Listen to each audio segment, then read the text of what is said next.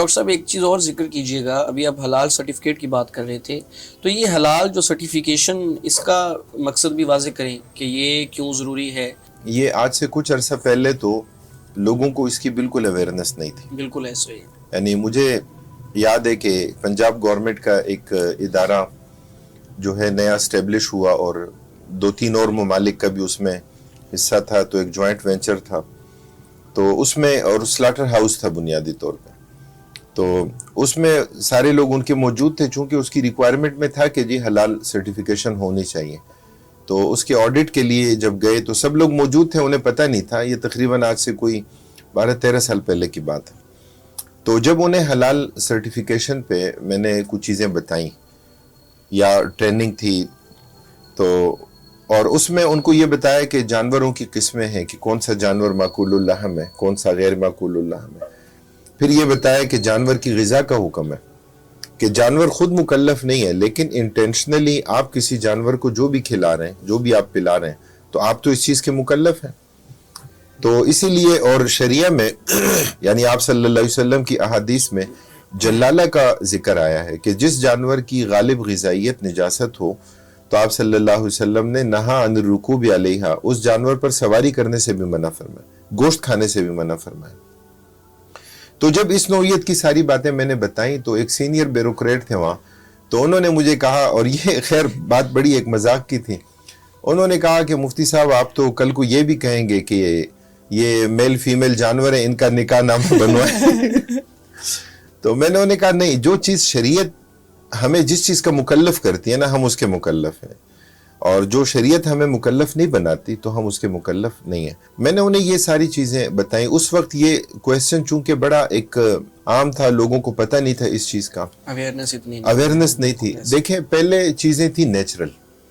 یعنی ہم گاؤں دیہات کا پس منظر رکھتے ہیں. ہمیں پتہ ہے کہ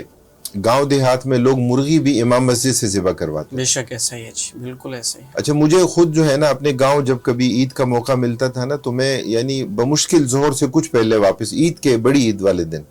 وجہ اس کی کیا ہوتی تھی کہ وہاں عید پڑھائی، اس کے بعد ہر بندے کی خواہش ہے کہ پہلی چھری آپ پھیرے. حالانکہ ہم نہ قصائی تھے، نہ سلاٹر مین تھے، نہ ہمیں اس چیز کا پتہ تھا، اور ہم سے زیادہ بڑے ماہرین وہاں موجود ہوتے تھے. لیکن ان کا کانسیپٹ یہ تھا کہ یہ ہمارا جانور حرام نہ ہو جائے، چونکہ انہیں شریعہ کا پتہ ہے. تو یہ چیز ہوتی تھی بنیادی. اب پہلے جب چیزیں سادہ تھیں، نیچرل تھیں، پروسیسڈ فوڈ کی چیزیں نہیں تھیں. اب وقت کے ساتھ ساتھ جب طلب بڑھی ہے تو اس کے نتیجے میں کھپت میں اضافہ ہوا ہے، اور ہمیں ہر چیز میں جو ہے نا پروسیسنگ کا ایک عمل دخل نظر آتا ہے. اب ایک چیز فی نفسی ہی حلال ہے، لیکن آپ دیکھیں اس کی فرمنٹیشن کے نتیجے میں وہی چیز اس میں حرمت کے اسباب پیدا ہو سکتے ہیں. آپ دیکھیں نبی کریم صلی اللہ علیہ وسلم کے زمانے میں نبیذ تیار ہوتی تھی، نبیذ التمر، نبیذ العنب اور دیگر مختلف نبیذیں جو تیار، مشروب تھا. لیکن اسی مشروب کو جب زیادہ وقت کے لیے اس کو رکھا کرتے تھے تو اس میں جو ہے نا نشہ پیدا ہو جاتا تھا. تو اللہ کے رسول صلی اللہ علیہ وسلم نے منع فرمایا کہ اس کو ایک دن ایک رات کے لیے آپ رکھ لو.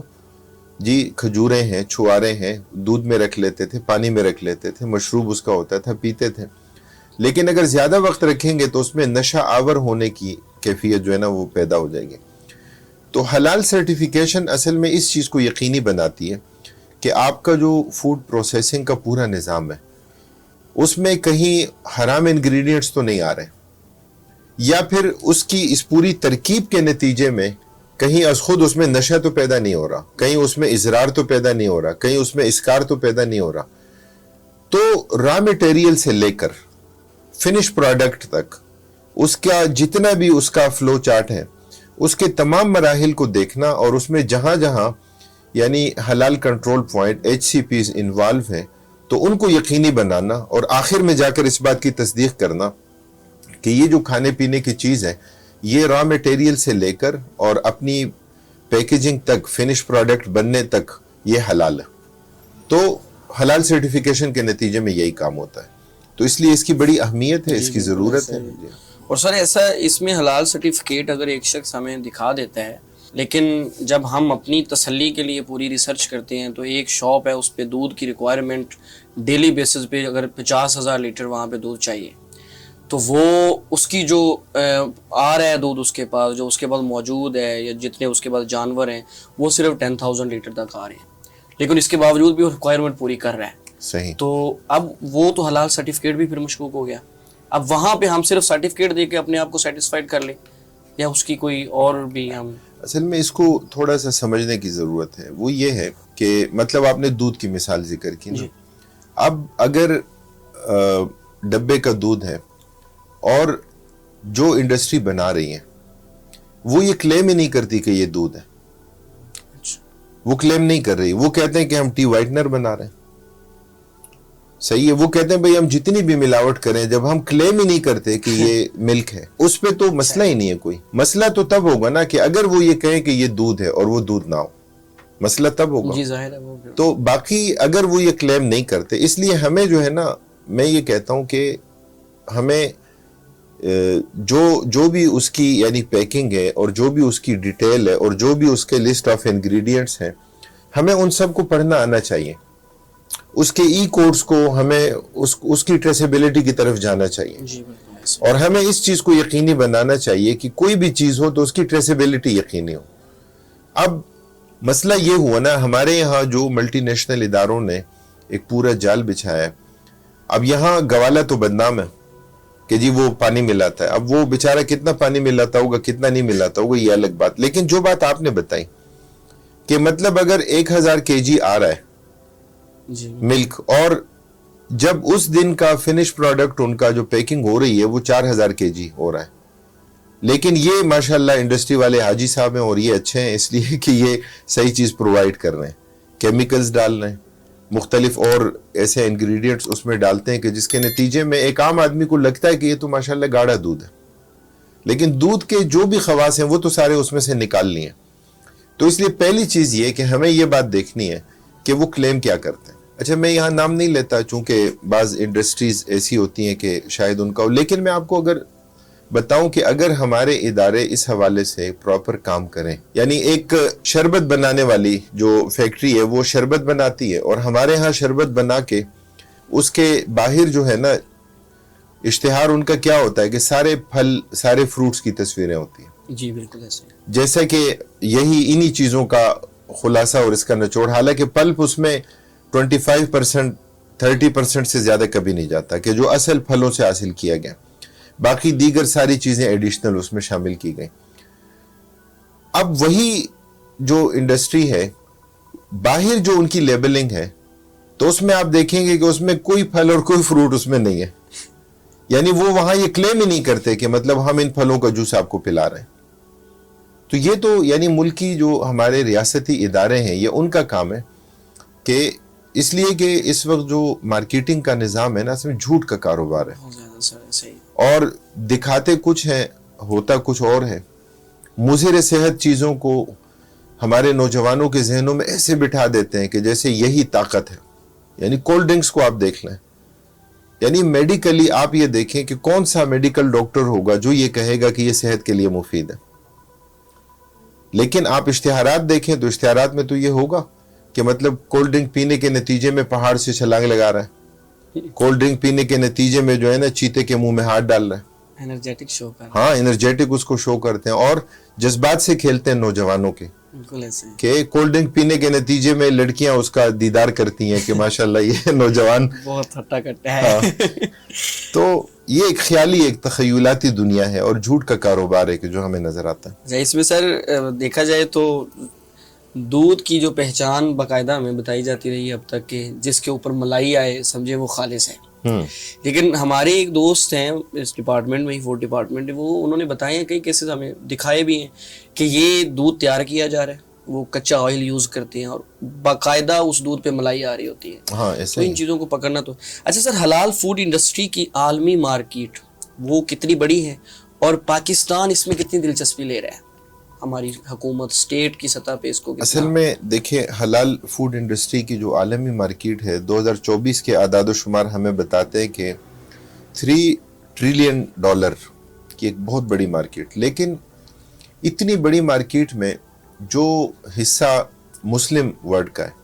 یعنی وہ بہت کم ہے. یہ ایک المیہ ہے کہ ہمیں مطلب اگر ہم میٹ کی بات کریں، میٹ ایکسپورٹر کی ہم بات کریں کہ پاکستان سے جو میٹ ایکسپورٹ ہوتی ہے اس میں ہمارا حصہ بہت تھوڑا ہے، بہت کم، اور اس میں بہت بڑا حصہ جو ہے انڈیا کا ہے۔ اس میں بہت بڑا حصہ جو ہے نا ان کنٹریز کا ہے کہ جو مسلم کنٹریز نہیں ہیں، اس لیے کہ ان لوگوں نے صرف ان ریکوائرمنٹس کو سمجھا ہے کہ بنیادی طور پر اس کی ریکوائرمنٹس ہیں، اس کے تقاضے کیا ہیں، ان کو وہ پورا کرتے ہیں اور بڑی منڈیوں تک ان کی رسائی ہے، اس لیے کہ حلال کی ڈیمانڈ اور طلب میں دن بدن اضافہ ہو رہا ہے۔ ہم اگر میٹ کی بات کریں، دیکھیں ہمارے ہاں ذبیحہ کا کانسیپٹ، ٹھیک ہے، یہودیوں کے ہاں کوشر کا کانسیپٹ ہے جو ذبیحہ سے ملتا ہے، اس لیے کہ ان کا ربی بھی موجود ہوتا ہے کہ پراپر اللہ کے نام پر ذبیحہ ہے یا نہیں ہے۔ اور ہمارے ہاں تو ظاہر ہے کہ واضح ہے کہ انما حرم علیکم المیت والدم ولحم الخنزیر وما اہل بہ لغیر اللہ، اللہ کے ماں سوا اور جس کا نام بھی لیا جائے، یہاں تک کہ اگر کسی کے استقبال کے لیے جانور ذبح کیا گیا اور اس کی ضیافت مقصود نہیں ہے تو ہمارے علماء نے، محققین نے تو لکھا ہے کہ وہ بھی حرام ہے، اس لیے کہ اس میں صرف اس بندے کی تعظیم مقصود ہے، اس کو کھلانا مقصود نہیں ہے، بلکہ اس کے اعزاز میں، اس کی تکریم میں جو ہے جانور ذبح کیا جا رہا ہے۔ اب آپ دیکھیں کہ مغرب میں ایک کانسیپٹ تھا اینیمل ویلفیئر کا، اور وہ کانسیپٹ کیا تھا کہ آپ لوگ جانور کو تڑپا کر مارتے ہو، ہم جانور کو آرام دہ موت دیتے ہیں۔ اور ان کا کانسیپٹ تھا سٹننگ کا، کہ ہم جانور کا دماغ معاف کر دیتے ہیں، وہ کسی الیکٹرک شاک کے ذریعے کرتے ہیں، گیس کے ذریعے کرتے ہیں، یا فائر کرتے ہیں اس کے دماغ پہ۔ لیکن اس چیز کو یقینی بناتے ہیں سٹننگ میں یہ ہوتا ہے کہ اس کی 7-8 شرائط ہیں کہ اگر جانور کی اس سے موت واقع نہ ہوئی ہو اور کوئی ویٹرنری ڈاکٹر جو ہے موقع پر جا کر تصدیق کرے کہ صرف اس کے دماغ کو معاف کیا گیا، باقی اس کا بلڈ ریموول جو ہے سارا کا سارا اس کی رگیں کٹنے کے نتیجے میں ہوا ہے، تو اس صورت میں سٹننگ تو کی لیکن جانور حلال ہو گیا۔ یعنی اس بات کو یقینی بنایا جائے کہ جانور کی ڈیتھ جو ہے وہ اس کسی بھی عمل کے نتیجے میں نہ ہو، بلکہ اس کی ڈیتھ جو ہے وہ بلڈ ریموول کے نتیجے میں ہو، ذبیحہ کے اس عمل کے نتیجے میں۔ اچھا، اس کا فائدہ کیا ہوتا تھا؟ وہ ان لوگوں کے ہاں فائدہ تو نہیں تھا، نقصان ہی تھا، لیکن وہ لوگ یہ سمجھتے تھے کہ ہم اینیمل ویلفیئر کا کام کرتے ہیں، ہم جانور کو آرام دہ موت دیتے ہیں، آپ جانور کو تڑپا کر مارتے ہو۔ لیکن آج مغرب بھی اس بات کو سمجھ چکا ہے کہ بلڈ ریموول جو ہے نا یہ ذبیحہ کے اور کوشر کے طریقے کے بغیر ممکن ہی نہیں ہے۔ یعنی جانور کی ہارٹ بیٹ میں جب اضافہ ہوتا ہے، جب اس کی رگیں کٹتی ہیں اور جب وہ تڑپتا ہے، جب وہ ظاہر ہے کہ پاؤں ہلاتا ہے، حرکت کرتا ہے، تو اس کے نتیجے میں سارا کا سارا بلڈ اس کا ریموو ہو جاتا ہے، اور یہی بلڈ اصل میں حرمت کی بنیاد ہے۔ تو اس لیے آپ دیکھیں کہ حلال کی جو طلب ہے اس میں تو دن بدن اضافہ ہو رہا ہے کہ لوگ طلب کرتے ہیں، ہمیں خود یعنی حلال سرٹیفیکیشن کا ہم کام کرتے ہیں، لوگ ہم سے پوچھتے ہیں، میٹ کے حوالے سے پوچھتے ہیں، جیلیٹن کے حوالے سے پوچھتے ہیں، اور مختلف چیزوں کے حوالے سے پوچھتے ہیں، لیکن چونکہ یہاں پر ریاستی پالیسیاں رکاوٹ بنتی ہیں، گورنمنٹ کوآپریٹو نہیں ہے، ٹیکسز اتنے زیادہ ہو جاتے ہیں، اور پھر کوالٹی کی طرف توجہ نہیں ہوتی، افراد عالمی مارکیٹ میں جانے کے لیے جو سکلز ان کے پاس ہونی چاہیے ان کو پورا نہیں کرتے ہیں۔ کئی چیزیں مل کر جو ایک پکچر بناتی ہیں نا کہ ایک ایسا ملک جس میں امکانات بہت زیادہ ہیں لیکن سب سے پیچھے ہیں اور غیر مسلم ممالک آگے ہیں، تو اس لیے اس کی طرف بھرپور توجہ دینے کی ضرورت ہے۔